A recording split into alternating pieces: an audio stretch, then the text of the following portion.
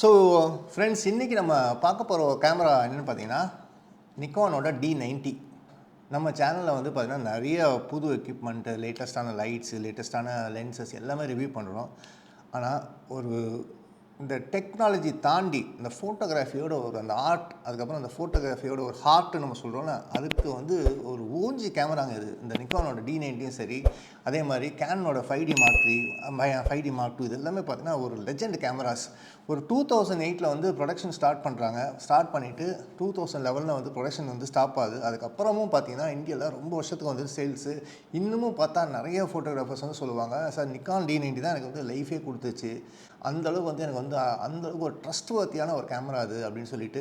இன்றைக்கி இருக்க ஒரு மிரர்லெஸ் கேமரா பண்ண என்னோடய சோனி A7 எடுத்துகிட்டு போனால் லைட்டாக பயமாகவே இருக்கும், எப்போ வந்து பேட்டரி டவுன் ஆகுமோ, எப்போ வந்து இதாகுமோ அப்படின்னு சொல்லிட்டு.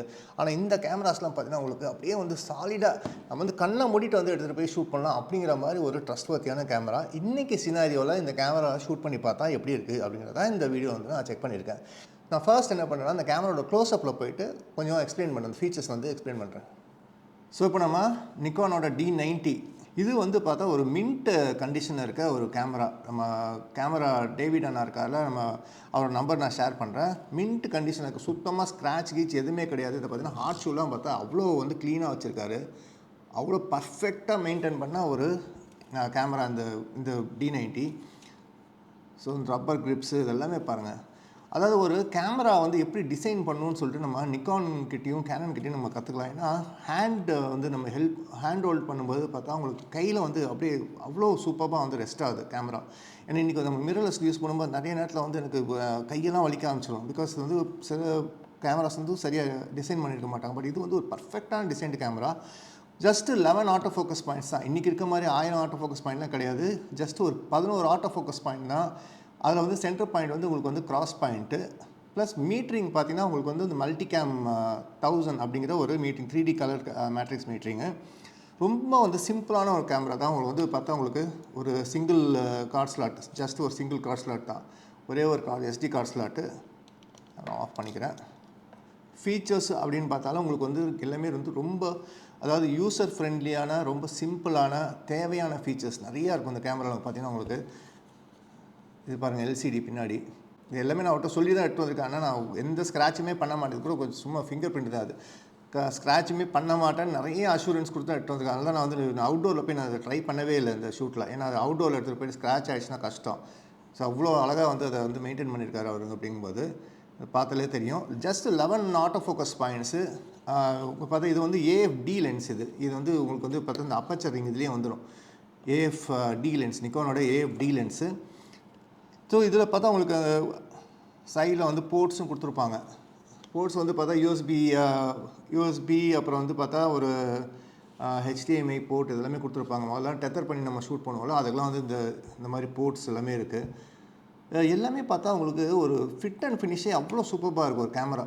அந்தளவுக்கு வந்து ஒரு பர்ஃபெக்டான கேமரானே நம்ம சொல்லலாம். இந்த D90 12 மெகா பிக்சல் தான் ரெசல்யூஷன். ஆனால் உங்களுக்கு வந்து 12 மெகா பிக்சல் ரெசல்யூஷன், ஒரு க்ராப் சென்சர் கேமரா.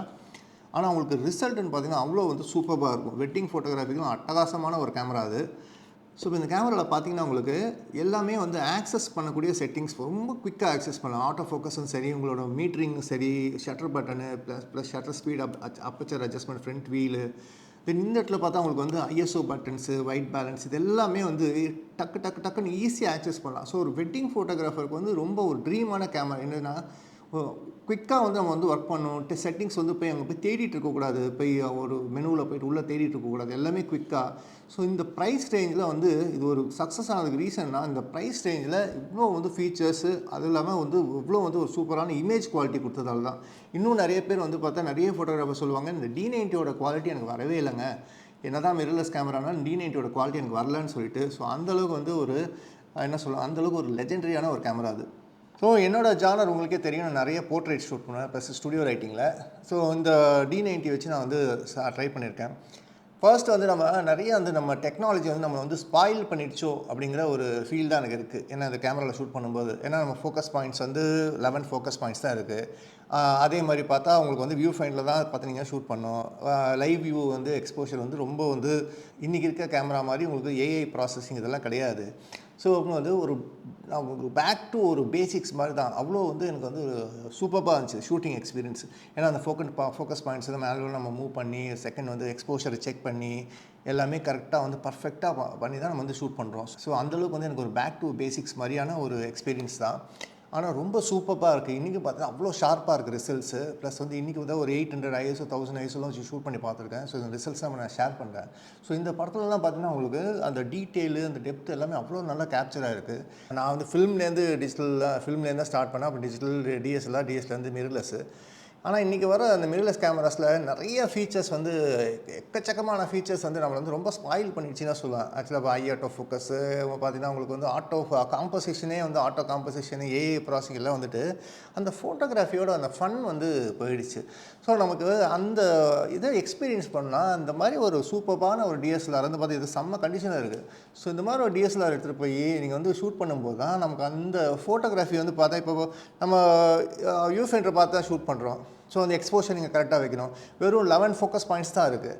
நமக்கு 1000 ஃபோக்கஸ் பாயிண்ட்ஸ் கிடையாது. ஸோ அப்படிங்கும்போது இந்த லிமிட்டேஷன்ஸ்லாம் வரும்போது தான் நம்ம க்ரியேட்டிவிட்டியும் சரி நம்மளோட மசில் மெமரியும் சரி இன்னும் வந்து பெட்டராக இருக்கும். இப்போ ரொம்ப வருஷமாக ஃபோட்டோகிராஃபி பண்ணுறவங்களுக்கு இது வந்து ஒரு நாஸ்டாலஜியா. இந்த மாதிரி ஆளுங்களுக்கு ரொம்ப வந்து இது ஒரு நாஸ்டாலஜியா மொமெண்ட்டு. நான் வந்து ரொம்ப என்ஜாய் பண்ண ஒரு கேமராவை திருப்பி ஒரு 16 வருஷம் கழிச்சு நான் எடுத்து ஷூட் பண்ணுறேன் அப்படிங்கும்போது இது வந்து ஒரு நாஸ்டாலஜியா. ஆனால் புதுசாக வர ஃபோட்டோகிராஃபர்ஸும் இந்த கேமரா வந்து ரொம்ப சூப்பராக யூஸ் பண்ணிக்கலாம். ஏன்னா நீங்கள் ஃபோட்டோகிராஃபியை வந்து நல்லா கற்றுக்கணும், ஃபோட்டோகிராஃபியை வந்து நல்லா டீப்பாக கற்றுக்கணும். அந்த ஆட்டோ ஃபோக்கஸ் மோட்ஸ்னால் என்ன, அந்த ஃபோக்கஸ் ஏரியா மோட்ஸ்னால் என்ன, ப்ளஸ் ஒயிட் பேலன்ஸ் இதெல்லாம் வந்து மீட்ரிங்கு இதெல்லாம் வந்து பர்ஃபெக்டாக கற்றுக்கணும் அப்படின்னா இந்த மாதிரியான ஒரு கேமராவில் இன்வெஸ்ட் பண்ணுறது ஒரு நல்ல சாய்ஸ். பிகாஸ் உங்களோட ஃபவுண்டேஷன் வந்து இன்னும் வந்து நல்லா பெட்டராக இருக்கும். ஏன்னா இன்றைக்கி நம்ம யூஸ் பண்ணுற மிரர்லெஸ் கேமராஸில் உங்களுக்கே தெரியும் கிட்டத்தட்ட எல்லாமே வந்து கேமரா தான் பண்ணுது. நம்ம வந்து பண்ணுறது ரொம்ப கம்மியான விஷயங்கள் தான். ரொம்ப காம்ப்ளிகேட் ஆகிடுச்சு, ஓவர் காம்ப்ளிகேட் ஆகிடுச்சு. அது எதுவுமே இல்லாமல் ஃபோட்டோகிராஃபியை அந்த ஃபன்னாக பண்ணுறதுக்கு, இந்த ஃபோட்டோகிராஃபி நீங்கள் என்ஜாய் பண்ணி பண்ணுறதுக்கு இந்த மாதிரி கேமராஸ் வந்து டெஃபினட்டாக அவங்களுக்கு வந்து ஹெல்ப் பண்ணும். ஸோ என்னோடய எக்ஸ்பீரியன்ஸ் வந்து அதுதான். இதே மாதிரி வேறு ஏதாவது ஒரு என்ன சொல்கிறது ஒரு ஓஜி கேமரா வந்து நம்ம டெஸ்ட் பண்ணணுன்னா கீழே கமெண்ட் பண்ணுங்கள். மேக்ஸிமம் நான் ட்ரை பண்ணுறேன். தேங்க்யூ.